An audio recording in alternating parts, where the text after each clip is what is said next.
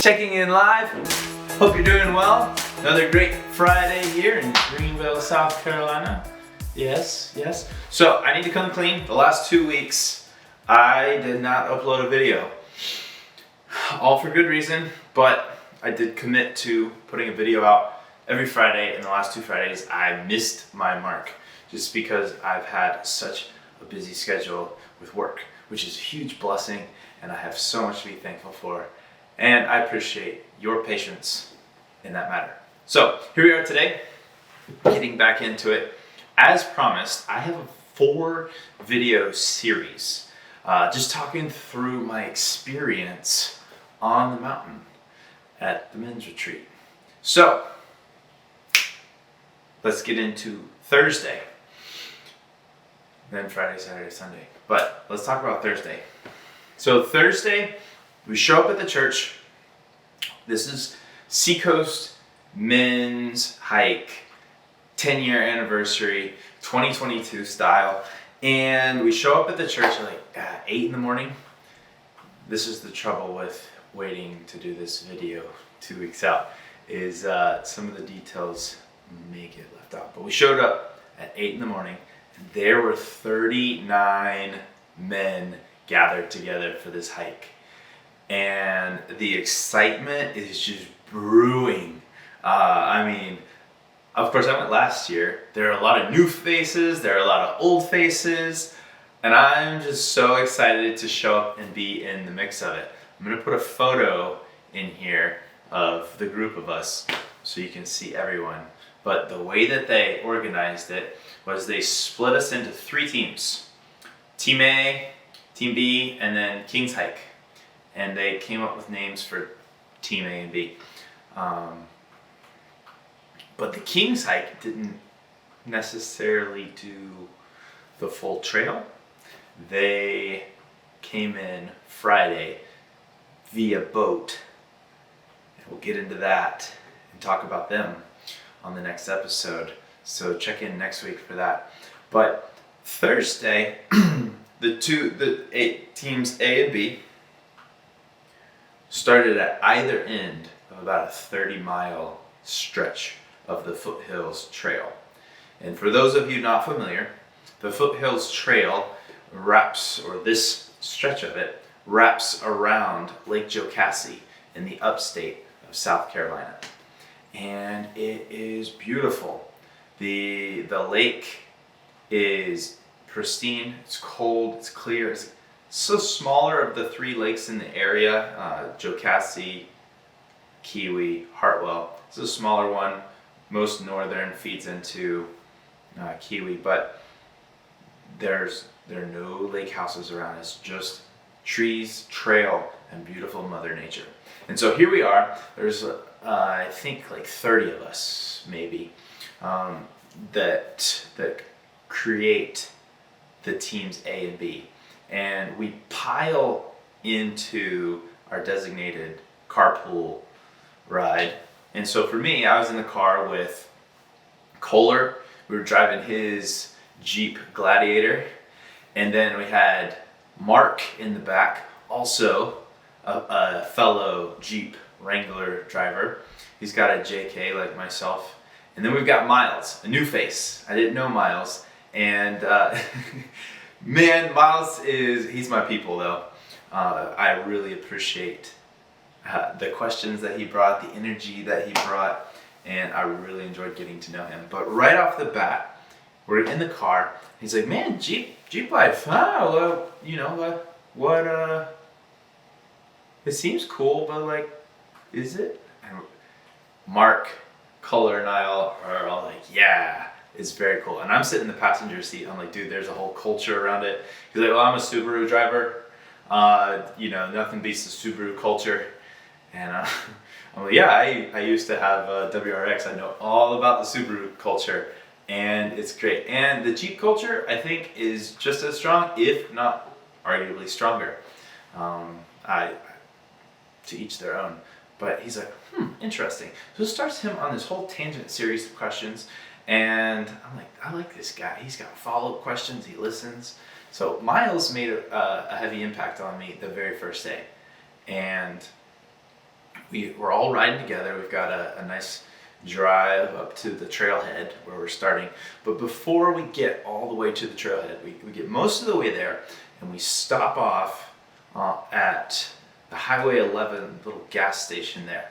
All these off-road vehicles pulling in. There's like a whole convoy of us. People are looking around like, what's up with these guys, with their big packs, hiking poles, coolers, big buckets of stuff, gear all over. And we attract quite the attention as we overthrow the parking lot. But the excitement continues. We're all piling out of the cars to have lunch and have a quick word of prayer and then switch vehicles. And it's at this point in time that they also hand out our Mountain House meals. And I should probably back up a little bit. Leading up to this hike, I wasn't sure that I was going to be able to go. I, of course, knew the value of going from the year before. I got a lot out of it. And this year, I was supposed to have my kids the weekend that the hike was scheduled. And long story short, I wasn't sure that I would be able to go on the hike because of that. Because my first commitment is, of course, to my kids. And last minute, their mom's like, hey, I can keep them. You should go on the hike. I was very appreciative. Ruth, if you're watching this, thank you very much. I very much appreciate you watching the kids so I could go on this men's hike. Because Thursday started the transformation. And as we're getting out on the trailhead, I know I'm fast forwarding a little bit from the rendezvous at the gas station. We split up the cars. We head out to the opposite ends of the trail. Basically, we had to give Kohler's Jeep to someone else so that when we get done hiking the full trail, we've got his Jeep sitting there waiting on us. So we get into another vehicle. We drive up to the trailhead. It's a dusty road. If you've ever been to Horse Pasture Trail up around Lake Jocassee, we pretty much tackled a good portion of that trail to get to the trailhead.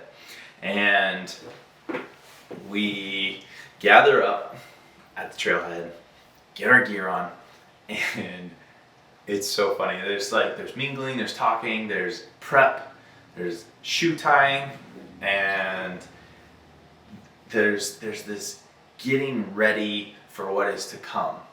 And there's a metaphor here because of course we spent time prior to this moment getting ready for what is to come.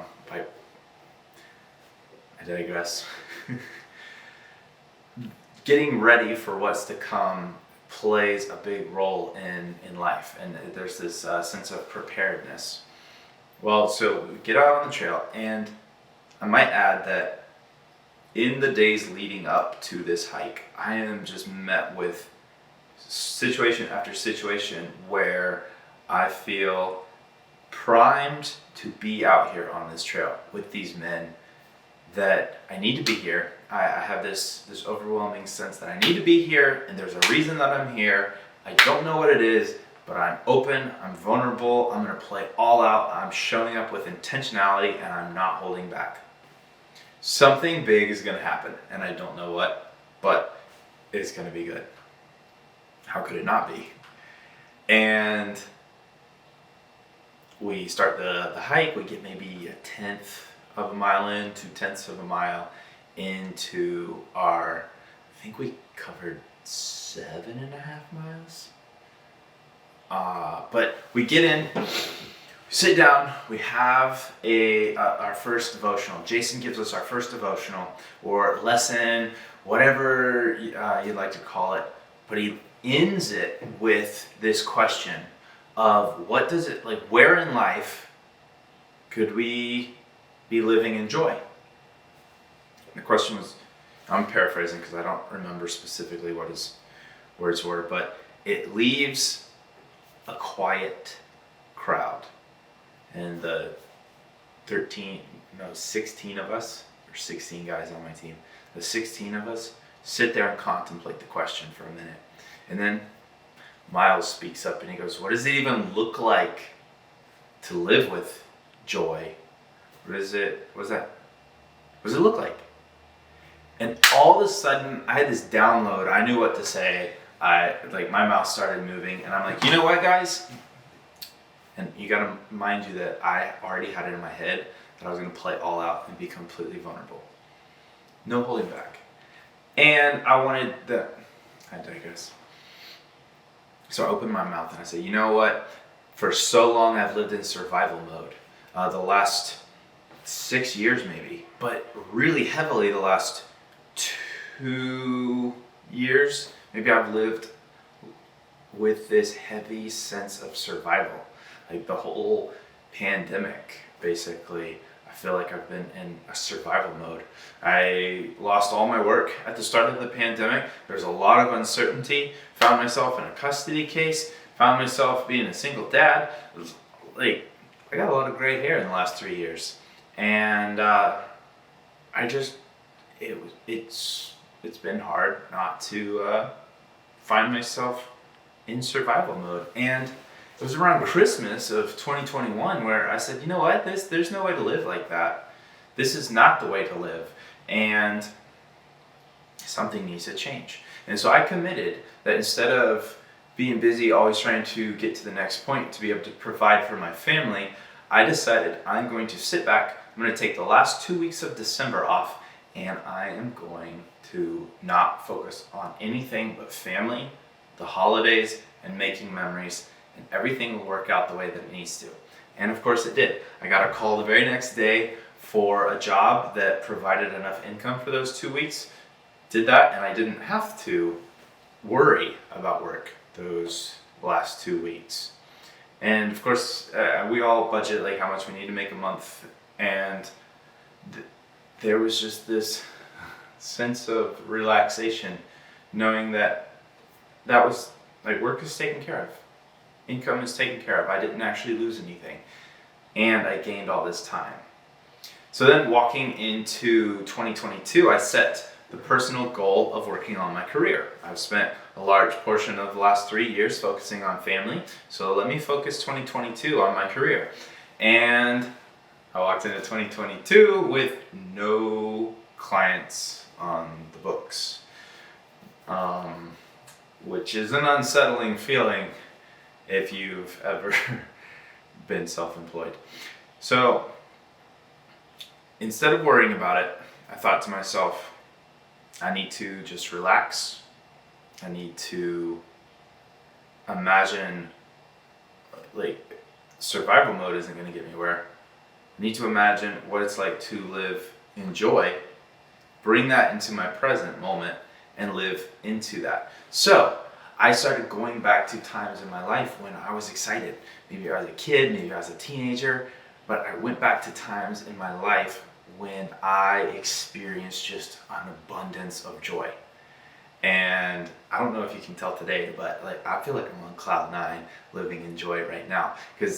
And of course here we are 5 months later, approaching 6 months later. That was a pivoting point for me. And it really caused a shift for me and the way that I show up in the world, the way that I show up around people, and the way that I show up in my business. And so instantly I went from, you know what, I know who I am, and I know how I want to live, and I want to live full of joy. So if I was living in joy, what would it look like? If someone were to film me living a joy-filled life, what would they capture? And I started stepping into that. My interactions, when I would send out quotes, I'm like, no, this is what it would cost for me to be super excited to do this for you. And I am super excited to do this for you. So, and I don't care if you hire me or not. I'm excited to help you out either way. If it doesn't work for me to do it, tell me and I'll help you find someone else. It's a beautiful way to do life, and it's turned out great for me. And in case you couldn't tell, it's led to me being here and diving into new opportunities. I've talked about a YouTube channel for years, and now I'm actually committing to doing one. But I share this story with these guys, and instantly I see the walls drop. I see the layers of toughness dissipate. And it creates a vulnerability in the space out here on the trail. And I hear one guy go, I can relate to living in survival mode. I hear another guy go, yeah, I can relate to how I have been doing that in my life. And it's just like one after another, people are able to relate to this story. And of course, I went into more full detail and talked about the impact that each way of life was having for me and those around me. And after getting the feedback, I knew right then and there why I was on the trail. And it was, if that was all the interaction that I had with everybody, that was my reason for being there, was to help generate some vulnerability and to, as I would say, get on the court with a real life situation, not talk hypothetically, but actually put myself in the arena, talk very specifically about my situation so that it's engaging for others and they can also see themselves in certain aspects of my story. And that brought me joy, knowing that all the stuff that I've been through, be it exciting or sad, is able to contribute to someone else getting access to living a joy-filled life. So that's the start of the trail. We then hiked all the way through until the evening time. And then we finally found camp by the river's edge. Beautiful little spot. I say river, is a big creek. It wasn't enough to go swimming in, but we were able to sit in it. I guess it was maybe like 8 inches deep where we were camping. And I definitely got in and let my calves and knees and feet soak in the ice cold mountain stream water. That was rejuvenating. And so was all the conversation had at the campsite. Like all day as we're hiking, I get to talk with Jeff, Miles, Matt, Sean, whoever I was hiking with, I was able to have conversation with them. But around the campfire, then at night, we were able to all talk collectively. And after the agenda was over for the day, this was another highlight of Thursday. At the end of the day, lessons are done, dinner's done, you can go to bed, like it's free for all as far as time goes. And the majority of us opt to pull up a chair or pull up a log or just sit on the ground around our blazing campfire and swap stories. And this came in the form of playing a game.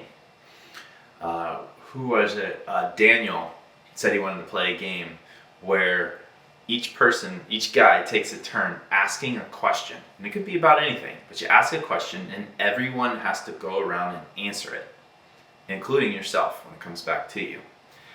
And I can't remember if it was Daniel or Matt who asked this question. No, I don't think it was Matt. I think it was Rob. Maybe it was Rob. At any rate, someone asked the question pretty early on in the game, what is your favorite movie? And while that sounds like a simple question, it sparked a transformational moment for me. Because I was to answer it very shortly after they asked it. It was like, I think David Spraker answered it and then me. And I said, my favorite movie. Oh, you had to answer favorite movie and why. So I said Gladiator. And I got a whole lot of, oh yeah, like, oh yeah. And then I think it was David asked, okay, why? And I said, well, if you haven't seen the movie, or if you have seen the movie, then you know why.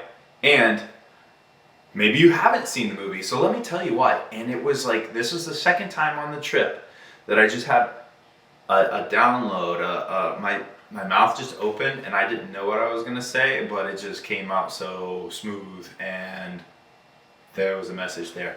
And I said, it's a parallel to life. It's a metaphor for life, because of course, Gerard Butler is the main character, and he is just a general of an army, but he leads his army through sacrifice, through surrender, through just giving of himself, and he doesn't prioritize himself above his men. Like he's in there with them. He's fighting alongside them, but he is not destined for the kingdom. Initially, like, that's not his birthright, and the king gives him that birthright. The king gives him the kingdom, and then that is unrightfully stolen from him, and he is instead sentenced to murder, or sentenced to death. I was definitely smoother around the campfire, but recalling it here, if you've seen the movie, of course you know, sentenced to death, sold into slavery because he escapes being killed, sold into slavery, and then told that he has to fight. He's given a wooden sword, and they say, you're going to be a gladiator. I bought you to fight in the arena and make me money. And he said no. He throws down the wooden sword, despite being hit multiple times by the trainer or his opponent in the training. He refuses to fight. And he surrenders to that experience because he knows who he is. He knows who he is despite the world trying to tell him otherwise, despite somebody who's in authority over him or who has influence in his life trying to tell him who he is. And that kind of clicked with me.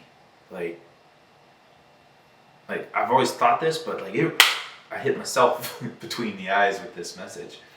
Because he, despite all the obstacles, despite going into the arena, despite all the training and all of the persecution that he's getting from the emperor, he's basically got a bounty on his head. He remains true to his mission and true to who he is. And he doesn't let anybody else try to tell him otherwise. And it's through being this way that he shows up as that person and generates the same following that he had with his army, with the fellow gladiators. And he eventually accomplishes his mission, which is to free Rome and to generate a Rome that is great. And had he given up, had he surrendered or just fallen to the level of gladiator and said, yeah, I'm only a gladiator, man, it's not working out the way that it was supposed to, I give up. Had he done that, Rome wouldn't have been free. And it's because he stayed true to who he is and what his mission is that his mission and goal was able to be achieved, and the dream of Marcus Aurelius was fulfilled. And of course, I said it so much more eloquently around the campfire, to the point that everyone was like, mic drop, all right, we're done. Like, Miles was sitting next to me, he goes, yeah, how can I and I think he jokingly said, I could have this wrong, but he's like, yeah, so I was going to say Finding Nemo, but I can't say that now. It was some movie where he just, how do I say anything? But whether anybody else got anything from that, it was a message that I needed to hear myself on that trail. Because for the last 2 years or so, when the world's put me into this survival mode or enslavement to needing the next job or like hunting down the next thing, not living in abundance, not living with my eyes set on a bigger picture, I've just been suppressed to being a slave to survival. I have missed out on so much.